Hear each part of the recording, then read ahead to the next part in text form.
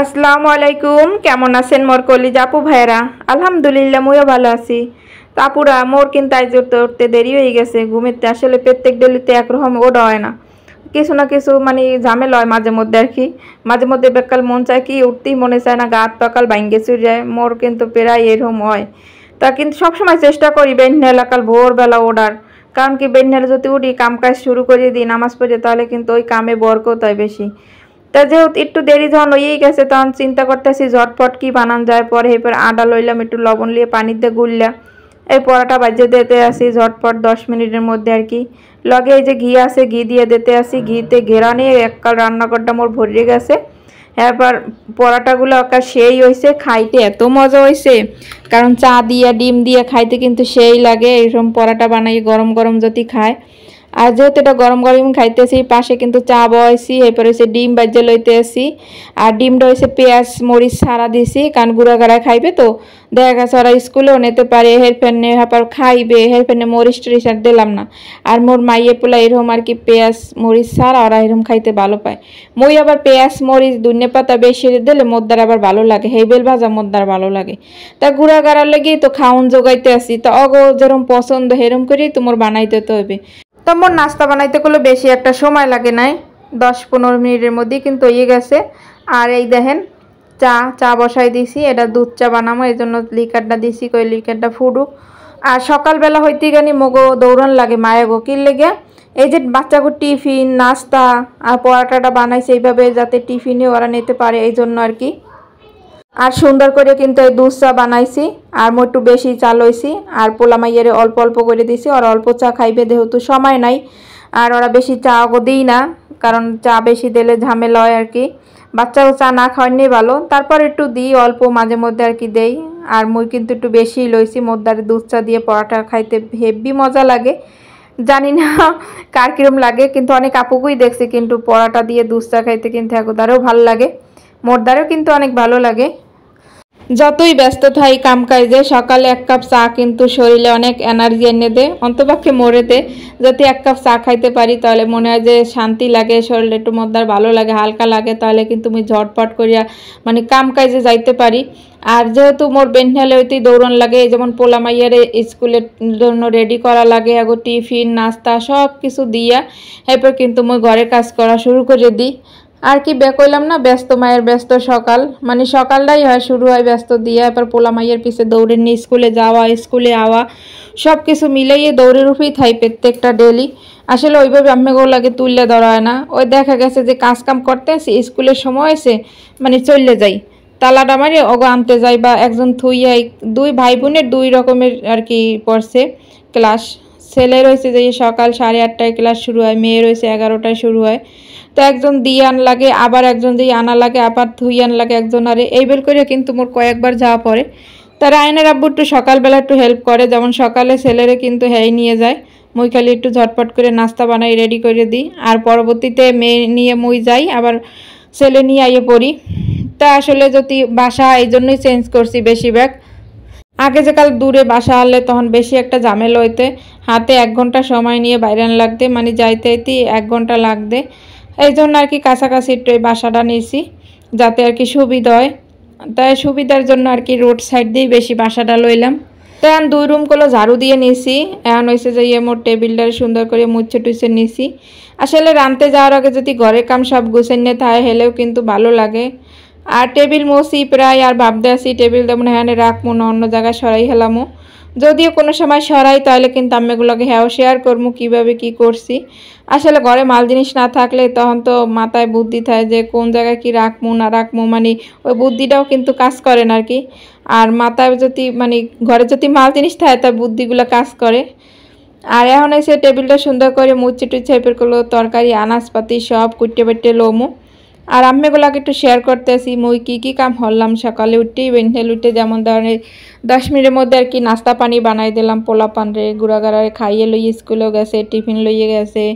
এরপর এই যে ঘর বাড়িগুলো পরিষ্কার পরিচ্ছন্নভাবে মানে গুছাই নিতে আসি। ওই রুমও কিন্তু গুছাইছি, ওই রুমও গুছাই নিয়ে গেছে, ওই রুম ঝাড়ু দিছি, এখন খালি ঘরটা মোছার আর বাকি। আর এই পাশে যে যেখানে টেবিল খাওয়ার টেবিল আর কি ডাইনিং রুম, অল্প একটু জায়গা এটাও সুন্দর করে কিন্তু মোছা মোছা করছি, মানে ওই যে টেবিলটা রেখে সুন্দর করে মুছছি। আর রান্নাঘরে আইসি কিছু থালবাড়ি আছে, ওই যে বেনহেলে নাস্তা পানি বানানোর পর কিন্তু এক গাদা থালবাড়ি হয়, আর এই এক গাদা থালবাড়ি ধুইতেও কিন্তু অনেক সময় লাগে। পরে এখন কিন্তু থালবাড়ি ধুইতে আসি, এরপর কি রানমু না রানমু হইয়ে কিন্তু নামামু ফ্রিজে গনে, এরপর রান্ধুনিতা জোগাড় হইয়া এরপর রানতে বমু। আর এর মধ্যে কিন্তু দেখা গেছে যে রান্নার সময়ও রান্না বসাইছি, রান্না থুইয়ে কিন্তু আবার অগো আনতে যাই বা দিয়াই একজন, মানে সময়ের গতিতেই আর কি চলা লাগে। যাই হোক, তখন থালাবাটিগুলো কিন্তু সুন্দর করে মাজিয়ে নিচ্ছি, আর হচ্ছে যে সুন্দর করে ধুয়ে টুয়ে নিলাম, এগুলো পানি ঝরাইতে দিয়ে দিমু।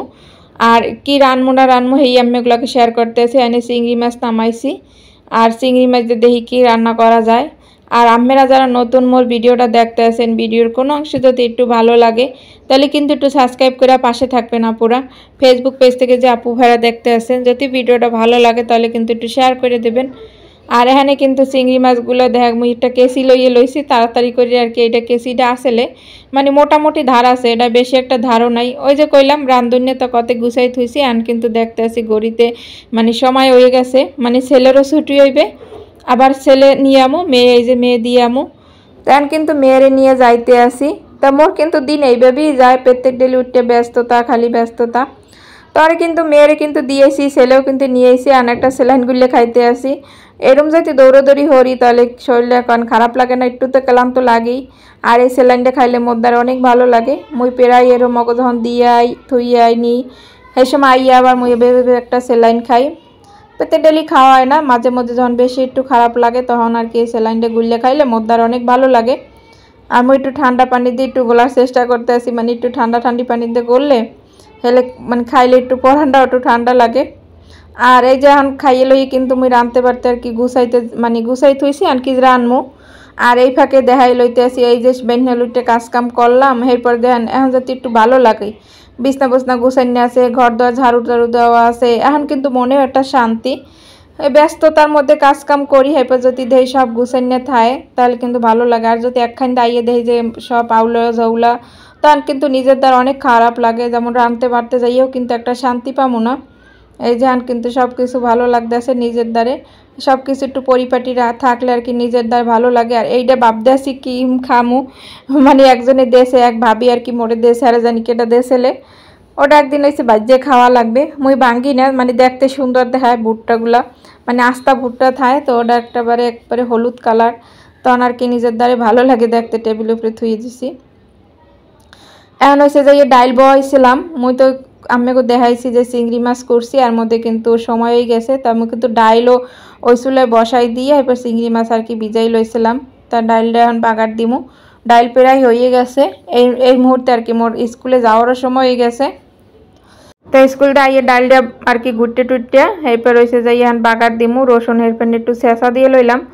ডাইল বাগারের সময় রসুন ছেঁচা দিয়ে লইলে কিন্তু মানে ঘেরানটাও ভালো লাগে আর দেখতেও ভালো লাগে, মানে ছেঁচুন্যে রসুন আর কি। তখন এইটা সুন্দর করে মুই বাগার দিয়ে লইতে আসি। আর ডাইলটাও মাশাল্লাহ কালারটাও কিন্তু অনেক সুন্দর হয়েছে, চারুপাশে কিন্তু উতলাই পড়ছে, এরপর কিন্তু এককালে হয়ে গেছে, মানে ডাইল বলকাইলে চারুপাশে লাগিয়ে যায় না, এর জন্য। তা মোর ডাইল তো হয়েই গেছে, এখন চিংড়ি মাছটা বাজিয়ে লইতে আসি। চিংড়ি মাছটা বুনা করমু, টমেটো দিয়ে বুনা করমু। আর আজকে কোনো তেমন তরকারি রান্না করা হইবে না, ভাবতে আসি যে কি রানমু এরকম হরতে হরতে কিন্তু অনেক সময় চলে যায়। তাই জন্য এখন চিংড়ি মাছটা সুন্দর করে বুনা করে নিতে আসি। আর চিংড়ি মাছ বুনায় কিন্তু একটু পেঁয়াজটা বেশি দেওয়া লাগে, আর টমেটো দিয়ে বুনা করলে কিন্তু মোদ্দার অনেক ভালো লাগে। টমেটো দিয়ে দিছি, চিংড়ি মাছও দিয়ে দিছি। আর রান্না বান্না কিন্তু ওই পাশের চুলায় কিন্তু আবার ভাতও বসাই দিছি, যেহেতু ডাইল হয়ে গেছে। এখন চিংড়ি মাছ বুনা হেটাও হয়ে গেছে প্রায়।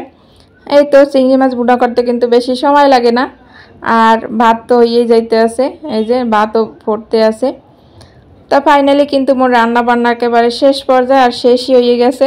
এবার কিন্তু মোরা খাইতে বইছি। এরপর কিন্তু আরও কাজ করছি, যেমন ঘরটা মুছছি, মোছার পর কিন্তু ছেলে মেয়েরে গোসল করাইছি। এরপর কিন্তু এই যেন খাইতে দিলাম। সরি, মেয়ে তো এখন পর্যন্ত আই নাই, ছেলেরে গোসল করাইছি। মেয়ে হয়েছে এখনও স্কুলে, ওর 1:30টায় ছুটি হইব, আর আব্বু খাইতে আইছে। আর মেয়ে আইলে এরপর হয়েছে যে মই খাইতে বই, এখন হয়েছে যে বাপ বেটারে খাইতে দিলাম। তো সবাই ভালো থাকবেন, আল্লাহ হাফেজ।